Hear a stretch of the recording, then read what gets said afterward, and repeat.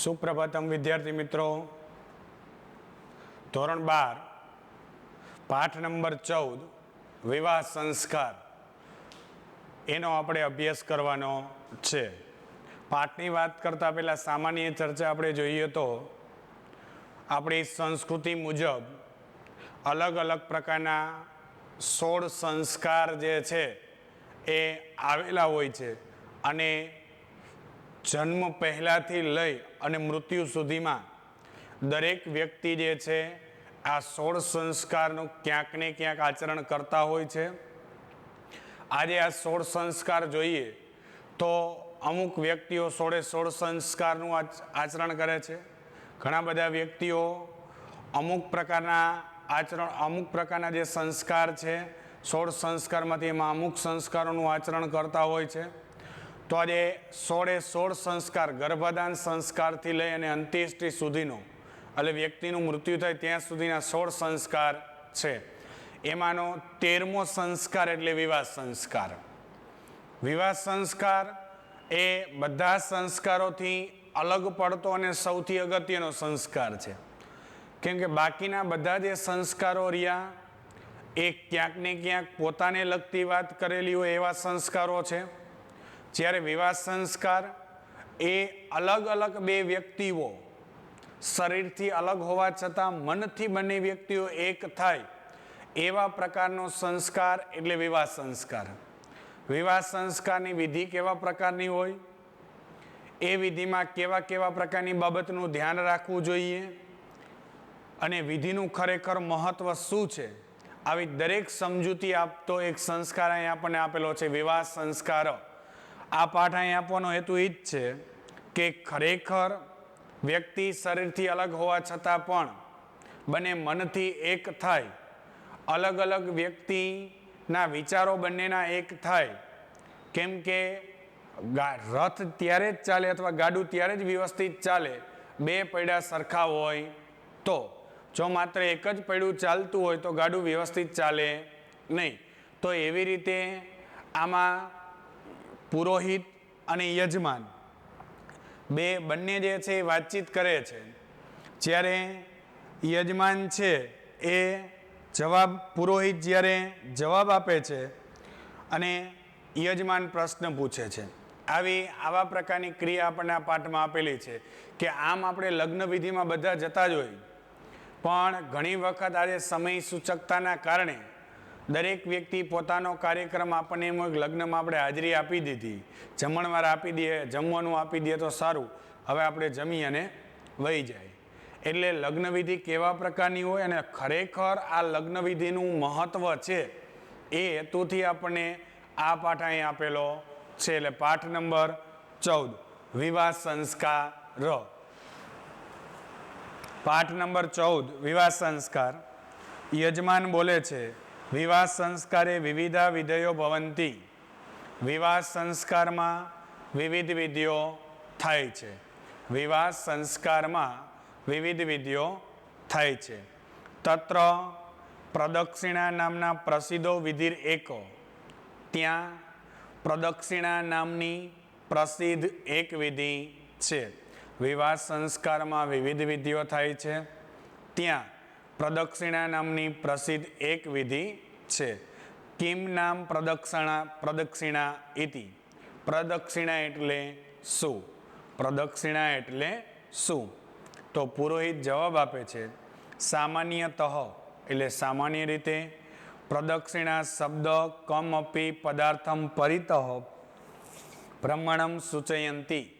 સામાન્ય રીતે પ્રદક્ષિણા શબ્દ કોઈ પણ પદાર્થને, સામાન્ય રીતે પ્રદક્ષિણા શબ્દ કોઈ પણ પદાર્થને પરિતઃ ચારે બાજુ ભ્રમણમ સૂચયંતી ફરવાનું સૂચવે છે. સામાન્ય રીતે પ્રદક્ષિણા શબ્દ કોઈ પણ પદાર્થને ચારે બાજુ ફરવાનું સૂચવે છે. પરંતુ વિવાહ સંસ્કારો દો પ્રદક્ષિણા શબ્દેન એકા વિશિષ્ટ ક્રિયા સ્મૃતિ પાથયતી. પરંતુ વિવાહ સંસ્કાર વગેરેમાં પ્રદક્ષિણા શબ્દ એક વિશિષ્ટ ક્રિયાને યાદ અપાવે છે. પરંતુ વિવાહ સંસ્કાર વગેરેમાં પ્રદક્ષિણા શબ્દ એક વિશિષ્ટ ક્રિયાને યાદ અપાવે છે. તો યજમાન બોલે છે, કાસા વિશિષ્ટ ક્રિયા, તે વિશિષ્ટ ક્રિયા કઈ? તે વિશિષ્ટ ક્રિયા કઈ? તો પુરોહિત બોલે છે, વિવાહ સંસ્કારે વધૂવરો યદા અગ્નિમ પરિતઃ ચતુર્વારમ પરિક્રમતઃ. વિવાહ સંસ્કારમાં વધુ અને વર યદા અગ્નિમ એટલે જે અગ્નિને પરિતઃ ચારે બાજુ ચતુર્વારમ પરિક્રમતઃ 4 વાર ફરે છે. વિવાહ સંસ્કાર સમયે વધુ અને વર જે અગ્નિને ચારે બાજુ 4 વાર ફરે છે. ઇયમ ક્રિયા, આ ક્રિયા લોકે પ્રદક્ષિણા ઇતિ નામના પ્રસિદ્ધા અસ્તિ. આ ક્રિયા જગતમાં પ્રદક્ષિણા નામે પ્રસિદ્ધ છે. આ ક્રિયા જગતમાં પ્રદક્ષિણા નામે પ્રસિદ્ધ છે. ફરીથી જો લીટી, વિવાહ સંસ્કાર સમયે વધુ અને વર જે અગ્નિને ચારે બાજુ 4 વાર ફરે છે. આ ક્રિયા જગતમાં પ્રદક્ષિણા નામે પ્રસિદ્ધ છે. યજમાન, પ્રદક્ષિણા અવસરે એટલે પ્રદક્ષિણાના સમયે વધૂવરો સહેવ ચલતઃ, વધુ અને વર સહેવ ચલતઃ સાથે જ ચાલે છે, અથવા અનુક્રમેણ ચલતઃ આગળ પાછળ ચાલે છે, અથવા આગળ પાછળ ચાલે છે. પ્રદક્ષિણા સમયે વધુ અને વર સાથે જ ચાલે છે, અથવા આગળ પાછળ ચાલે છે. તો પુરોહિત કે પ્રાય ત્રિશતુ પ્રદક્ષિણાએમ કન્યા પ્રથમ ચલતી. પ્રાય એટલે મોટે ભાગે, મોટે ભાગે 3 પ્રદક્ષિણાઓમાં કન્યા પહેલા ચાલે છે. મોટે ભાગે 3 પ્રદક્ષિણાઓમાં કન્યા પહેલા ચાલે છે. તો આપણને એમ થાય, સાહેબ તમે ગપ્પા મારોમાં, આવું તો ક્યાંય આપણે જોયું નથી. તો અહીં જે આપણને આપેલું છે ને 3 પ્રદક્ષિણામાં કન્યા પહેલા ચાલે છે, એ બૃહદ બ્રહ્મ નિત્ય કર્મ સમુચ્ય, બૃહદ બ્રહ્મ નિત્ય કર્મ સમુચ્ય, આના આધારે અહીંયા આપણને એક ગ્રંથ આધારિત અહીંયા આપેલું છે કે 3 પ્રદક્ષિણામાં કન્યા શું ચાલે છે? પહેલા ચાલે છે. અત્યારે આપણે જોઈએ છીએ કે સામાન્ય લગ્ન જીવનમાં 3 પ્રદક્ષિણામાં પુરુષ પહેલા ચાલતા હોય, પણ અહીં જે આપણને આપેલું છે બૃહદ બ્રહ્મ નિત્ય કર્મ સમુચ્યના આધારે કીધેલું છે કે 3 પ્રદક્ષિણામાં કન્યા શું કરે છે?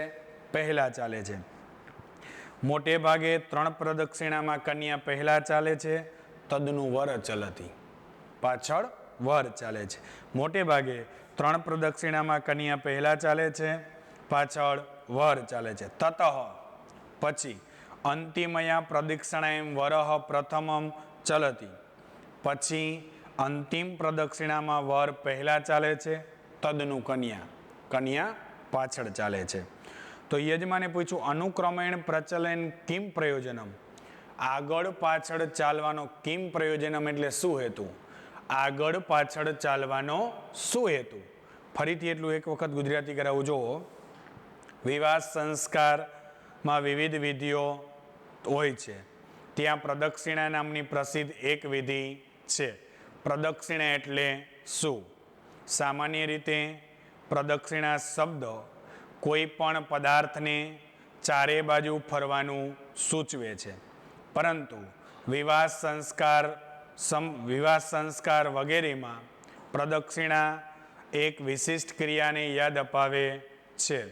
યજમાન, તે વિશિષ્ટ ક્રિયા કઈ? પુરોહિત, વિવાહ સંસ્કાર સમયે વધુ અને વર જે અગ્નિને ચારે બાજુ 4 વાર ફરે છે. આ ક્રિયા જગતમાં પ્રદક્ષિણા નામે પ્રસિદ્ધ છે. યજમાન, પ્રદક્ષિણા સમયે વધુ અને વર સાથે જ ચાલે છે, અથવા આગળ પાછળ ચાલે છે. પુરોહિત, મોટે ભાગે 3 પ્રદક્ષિણામાં કન્યા પહેલા ચાલે છે, વર પાછળ ચાલે છે.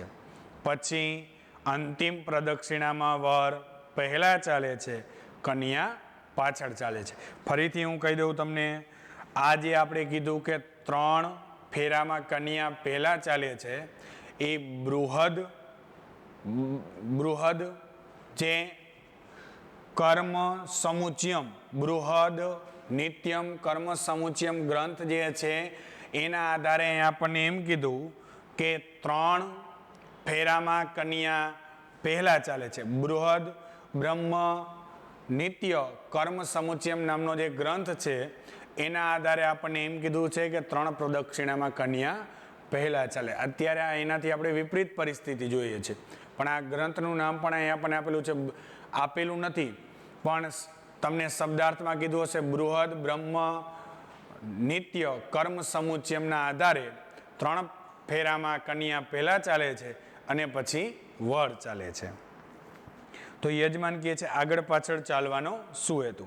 તો પુરોહિત જવાબ આપે છે એવમ હિ મન્યતે યત, ખરેખર એમ મનાય છે કે, ખરેખર એમ મનાય છે કે નાનાવિધાની કાર્યાણી સુશીલયા સૌજન્યશાલિન્યા ધર્મપત્નિયા માર્ગદર્શન સંપન્નાની ભવંતી.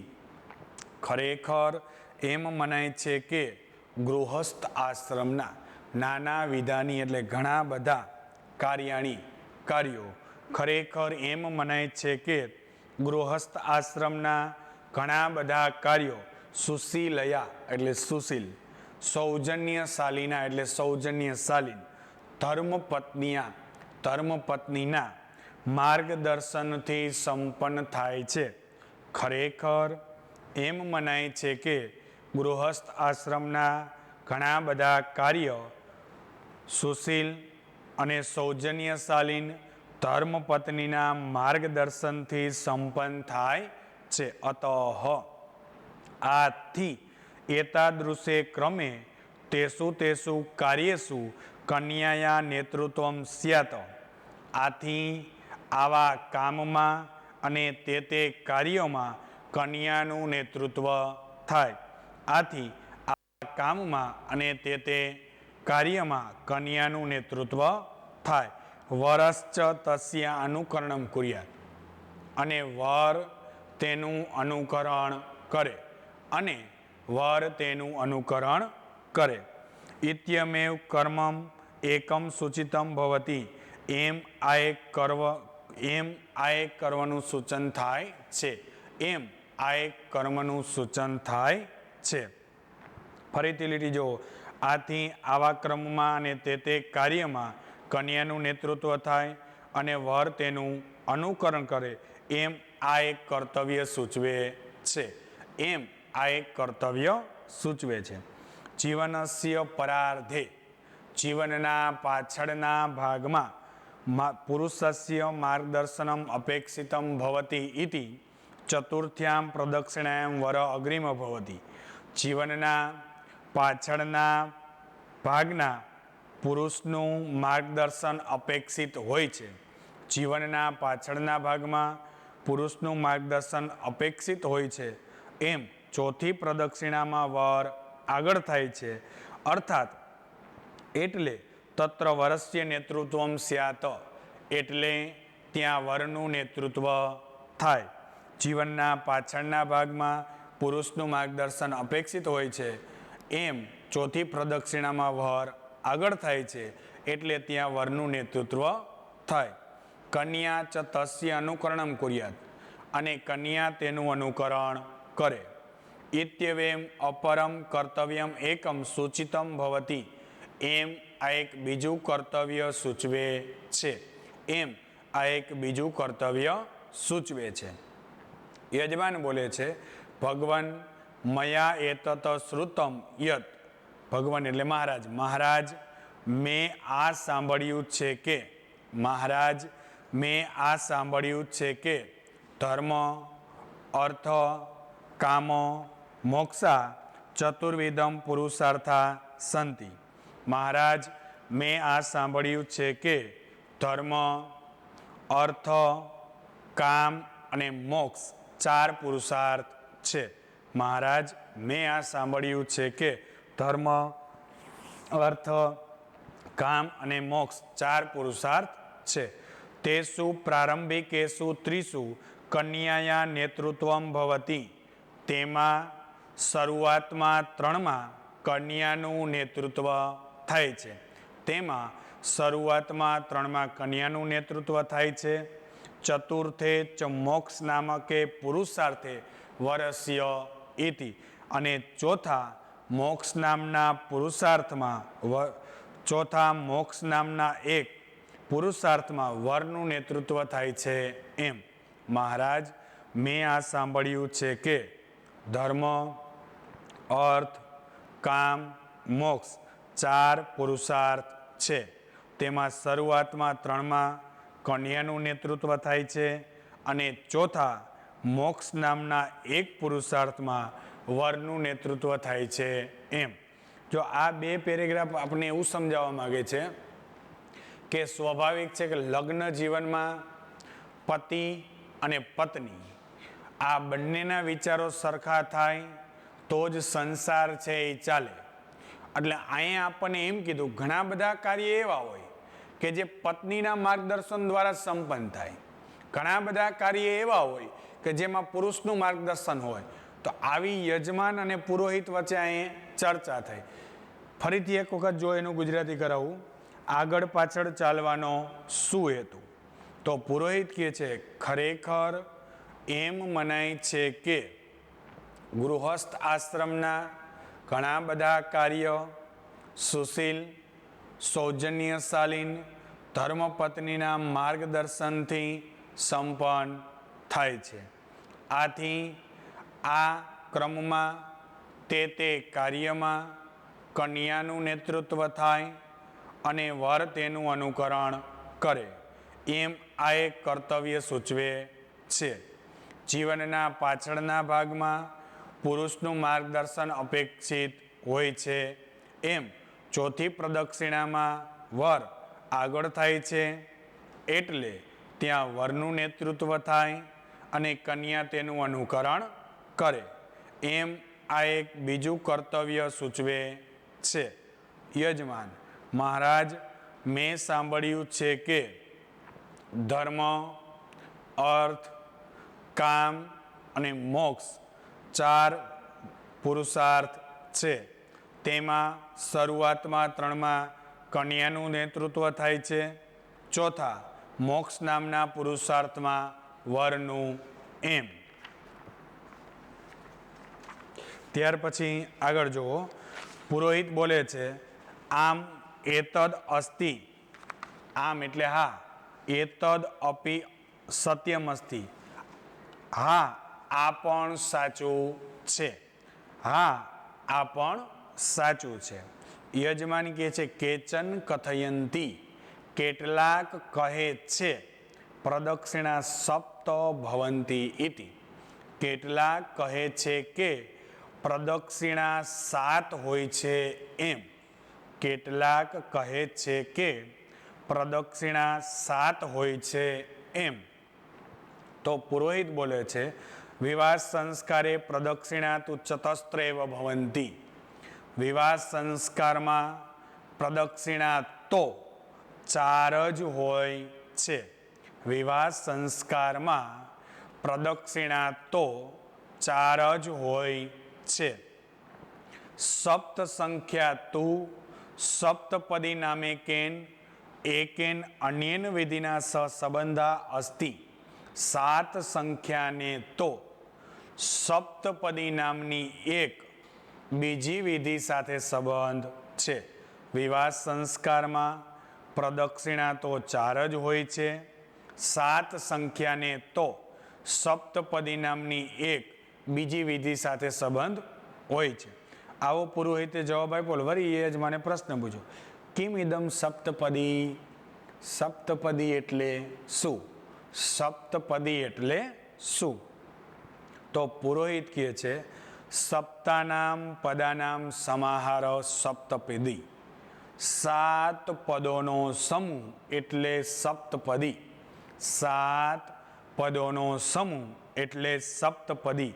યમ સપ્તપદી, આ સપ્તપદી વૈદિકસ્ય વિવાહ વિધે આત્મા, આ સપ્તપદી વૈદિક વિવાહ વિધિનો આત્મા છે.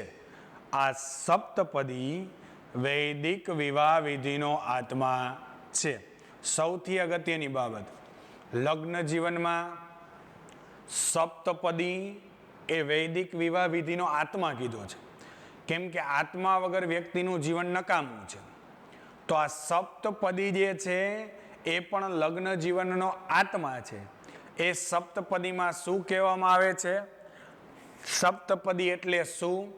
સપ્તપદીમાં કઈ કઈ બાબતનો સમાવેશ થાય છે? કેવા પ્રકારના કાર્યનું આચરણ કરવું જોઈએ? એ બધી જ વાત આગળ પાઠમાં આવશે. હજી સંવાદ ચાલુ જ છે. યજમાન કહે છે અસ્મિન વિધો કિમ ભવતી, તો કે આ વિધિમાં શું થાય છે? વળી યજમાને પ્રશ્ન પૂછ્યો, આ વિધિમાં શું થાય છે? ફરીથી એક વખત જો પુરોહિત બોલે છે, હા આ પણ સાચું છે. યજમાન, કેટલાક કહે છે કે પ્રદક્ષિણા 7 હોય છે એમ. પુરોહિત, વિવાહ સંસ્કારમાં પ્રદક્ષિણા તો 4 જ હોય છે. 7 સંખ્યા તો સપ્તપદી નામની એક બીજી વિધિ સાથે સંબંધ છે. યજમાન, સપ્તપદી એટલે શું? પુરોહિત, 7 પદોનો સમૂહ એટલે સપ્તપદી. આ સપ્તપદી વૈદિક વિવાહ વિધિનો આત્મા છે. આ વિધિમાં શું થાય છે? પુરોહિત, આ વિધિમાં વધુ અને વર. હવે એને પૂછ્યું યજમાને આ વિધિમાં શું થાય છે? તો પુરોહિત એનો જવાબ આપે છે અસ્મિન વિધો, આ વિધિમાં વધુ વરો એટલે વધુ અને વર. આ વિધિમાં વધુ અને વર જગત વ્યાપકસ્ય ઈશ્વરસ્ય એટલે જગત વ્યાપક ઈશ્વરની. આ વિધિમાં વધુ અને વર જગત વ્યાપક ઈશ્વરની. દેવતાનામ પ્રતિનિધિરૂપસ્ય અગ્નિહ, દેવતાના પ્રતિનિધિરૂપ અગ્નિની. સમાજસ્ય સ સમક્ષમ અને સમાજની સમક્ષ. એકસ્યામ દિશાયામ એક દિશામાં. સમાન્યા ગતિયા સમાન ગતિથી. સહભાવેન ચ અને સરખા ભાવથી. સપ્તપદાની ચલત 7 પદો ચાલે છે. આ વિધિમાં વધુ અને વર જગત વ્યાપક ઈશ્વરની, દેવતાના પ્રતિનિધિરૂપ અગ્નિની અને સમાજની સમક્ષ એક દિશામાં સમાન ગતિથી અને સરખા ભાવથી 7 પદો ચાલે છે. આ વિધિમાં વધુ અને વર જગત વ્યાપક ઈશ્વરની, દેવતાના પ્રતિનિધિત્વરૂપ અગ્નિ અને સમાજની સમક્ષ એક દિશામાં સમાન ગતિથી અને સરખા ભાવથી 7 પદો ચાલે છે. તો યજમાન કહે છે અસ્ય કિમ તાત્પર્યમ, આનો શું હેતુ? અસ્ય કિમ તાત્પર્યમ, આનો શું હેતુ? સૌથી અગત્યની બાબત, આ એમ કીધું સપ્તપદીનો શું હેતુ? જોવો તો પુરોહિત કહે છે વિવાહ વિધિના વધો વરસ્ય ચ આત્મનો એકમ સાધ્યત. વિવાહ વિધિમાં વધુ અને વર, વિવાહ વિધિમાં વધુ અને વર આત્માથી એક થાય. વિવાહ વિધિમાં વધુ અને વર આત્માથી એક થાય. અર્થાત એટલે શરીરેણ ભિન્નો અપી વધુવરો આત્માનામ એકત્વમ ભજત. એટલે શરીરથી અલગ હોવા છતાં પણ, એટલે શરીરથી અલગ હોવા છતાં પણ વધુ અને વર આત્માથી એક થાય. એટલે શરીરથી અલગ હોવા છતાં પણ વધુ અને વર આત્માથી એક થાય. આત્મન એકત્વાત ઉભયો ગમનસ્ય દિશા ગતિ ચ સર્વત્ર સમાનતામ ભજત. આત્માથી એક થઈ, ઉભયો એટલે બંને, આત્માથી એક થઈ બંને ગમનસ્ય દિશા જવાની દિશા, ગતિ સર્વત્ર અને ગતિ આત્માથી એક થઈ બંનેની જવાની દિશા અને ગતિ સર્વત્ર સમાનતામ ભજત બધે જ સમાન થાય. આત્માથી એક થઈ બંનેની જવાની દિશા અને ગતિ બધે જ સમાન થાય. દિશાયા સમાનતા અર્થાત દિશાની સમાનતા એટલે વિચારસ્ય એકતા, વિચારની એકતા. દિશાની સમાનતા એટલે વિચારની એકતા. ગતેહ સમાનતા અર્થાત ગતિની સમાનતા એટલે ઉદ્યોગે સમાનમ સહભાગીત્વમ. ગતિની સમાનતા એટલે ઉદ્યોગમાં અથવા કામમાં સમાન સહભાગીપણું. ગતિની સમાનતા એટલે કામમાં સમાન સહભાગીપણું. જો અહીંયા આપણને કીધું ગતિની સમાનતા અને કામમાં સમાન સહભાગીપણું. ગતિની સમાનતા એટલે વિચારની એકતા. જો પતિ અને પત્ની વિચારથી એક ન થાય તો સ્વાભાવિક છે કે આપણે જાણીએ છીએ કે લગ્ન જીવન સારી રીતે ચાલે નહીં. એટલે સપ્તપદીમાં ઈશ્વરની સામે, અગ્નિ દેવતાની સામે અને જે સમાજની સમક્ષ આપણે જે પ્રતિજ્ઞા લઈએ છીએ એટલે સપ્તપદીનું ઘણું બધું મહત્વ છે. એમાંથી આપણને થોડીક અહીંયા વાત પહેલાં કરી કે બંને વિચારથી એક થાય અને કામની દ્રષ્ટિએ પણ બંને એક થાય, સમાન સરખો ભાગ પડે એ દ્રષ્ટિએ આપણને સપ્તપદીનું મહત્વ આપેલું છે. વધુવરો યદા સમાનેમ વિચારતઃ. વધુ અને વર જ્યારે સમાન જ વિચારે, સમાનમ ચ ઉદ્યોગમ કુરુતઃ અને સમાન કામ કરે તદા ત્યારે તો ગૃહસ્થ આશ્રમસ્ય લક્ષ્યમ અવશ્યમ પ્રાપ્નુતઃ. ત્યારે તો ગૃહસ્થ આશ્રમનું લક્ષ્ય અવશ્ય પ્રાપ્ત કરી શકીએ છીએ. ત્યારે તો ગૃહસ્થ આશ્રમનું લક્ષ્ય અવશ્ય પ્રાપ્ત કરી શકીએ છીએ. સૌથી અગત્યની બાબત, જો ગૃહસ્થ આશ્રમના લક્ષ્ય પ્રાપ્ત કરવા હોય તો પતિ અને પત્નીના બંનેના વિચારો સરખા થવા જોઈએ. સરખા ન થતા હોય તો બંને વચ્ચેના મતભેદને દૂર કરવાનો પ્રયત્ન કરવો જોઈએ. તો જ ગૃહસ્થ આશ્રમના લક્ષ્યને પ્રાપ્ત કરી શકાય, નહીતર ગૃહસ્થ આશ્રમનું લક્ષ્ય પ્રાપ્ત થઈ શકે નહીં. ફરીથી જુઓ, આ વિધિમાં આ યજમાને પૂછ્યું કે આનું શું તાત્પર્ય. વિવાહ વિધિમાં વધુ અને વર આત્માથી એક થાય એટલે શરીરથી અલગ હોવા છતાં પણ વધુ અને વર આત્માથી એક થાય. શરીરથી અલગ હોવા છતાં પણ વધુ અને વર આત્માથી એક થાય. આત્માથી એક થાય. આત્માથી એક થઈ બંનેની જવાની દિશા અને ગતિ બધે જ સમાન થાય. દિશાની સમાનતા એટલે વિચારની એકતા. ગતિની સમાનતા એટલે કામમાં સમાન સહભાગીપણું.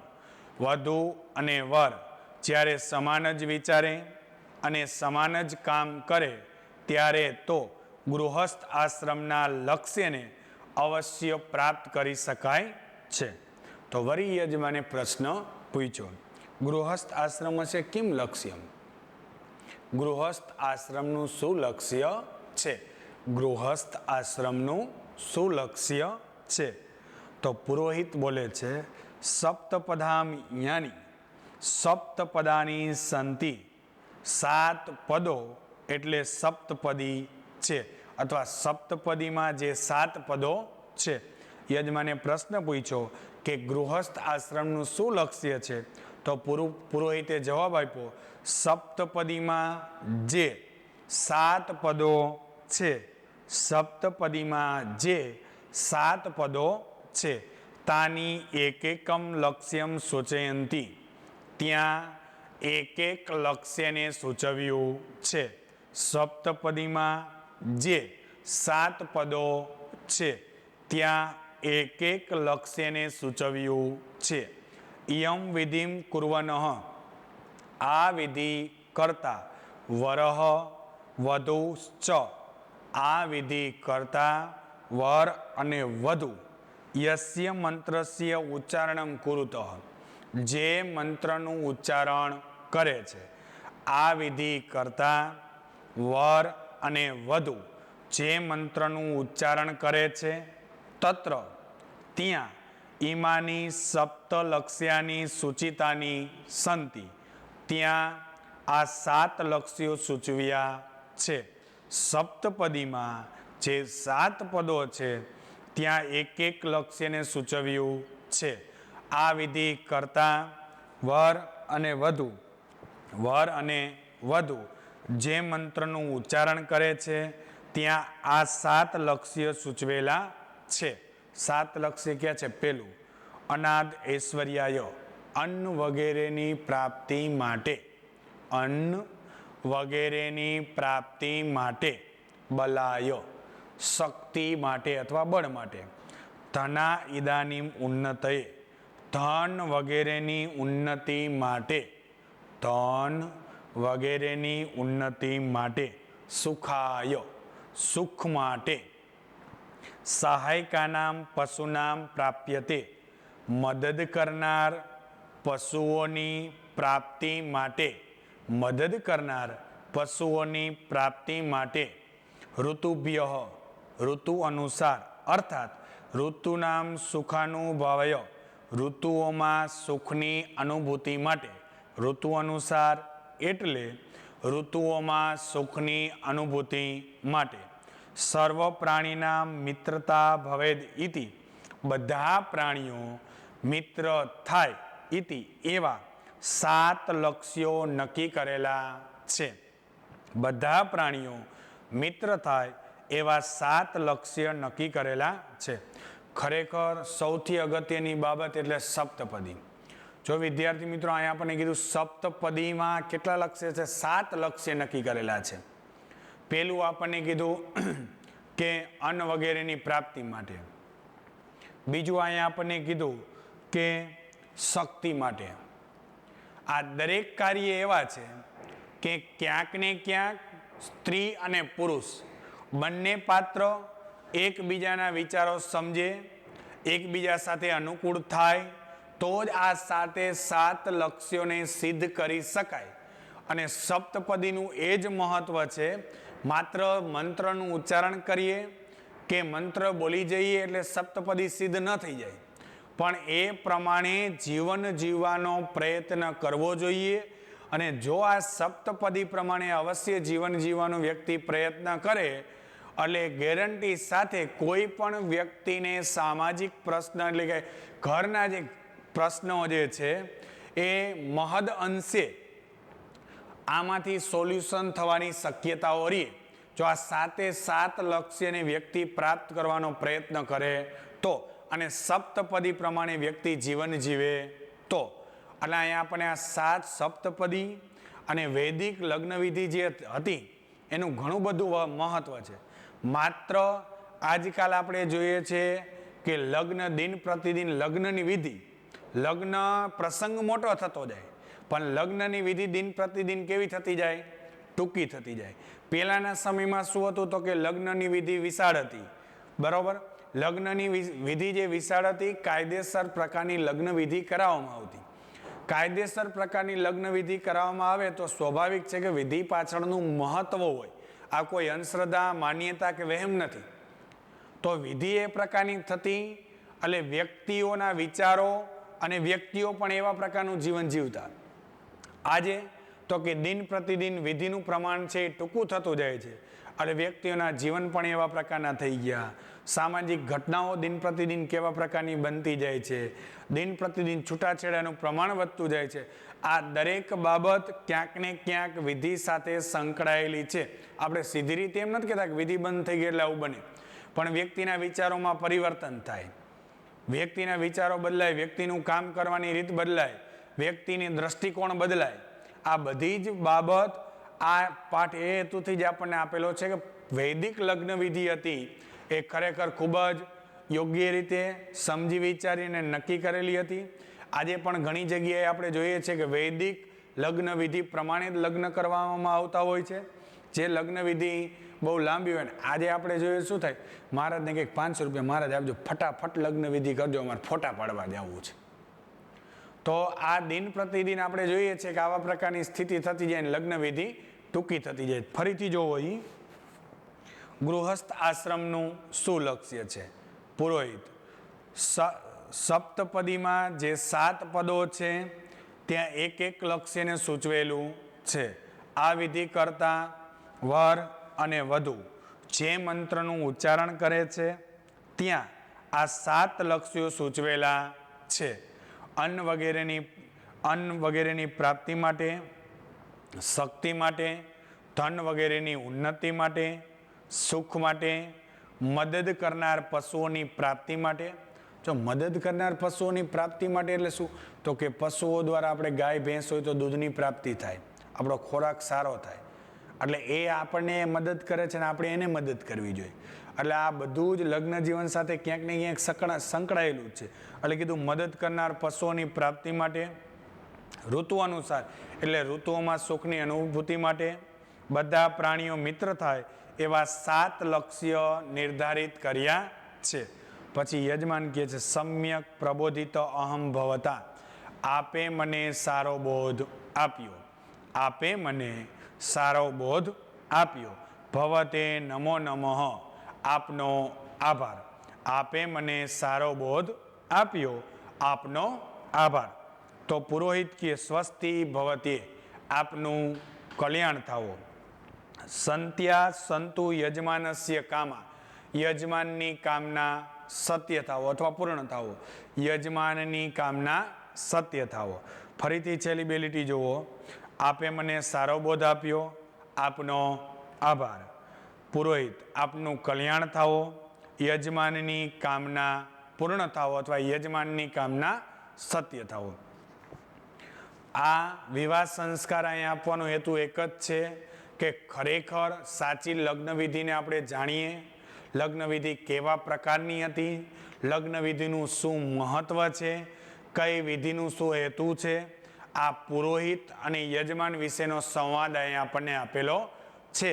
અને લગ્ન વિધિ એ કોઈ અંધશ્રદ્ધા, માન્યતા કે કુરિવાજ નથી, પણ ખરેખર વિધિ દ્વારા ઘણો બધો લગ્ન વિધિ દ્વારા, વૈદિક લગ્ન વિધિ દ્વારા વ્યક્તિને ઘણો બધો ફાયદો થતો હોય. તો એવા પ્રકારની લગ્ન વિધિ એટલે વિવાહ સંસ્કારની આપણે માહિતી આપેલી હતી. નમસ્કાર.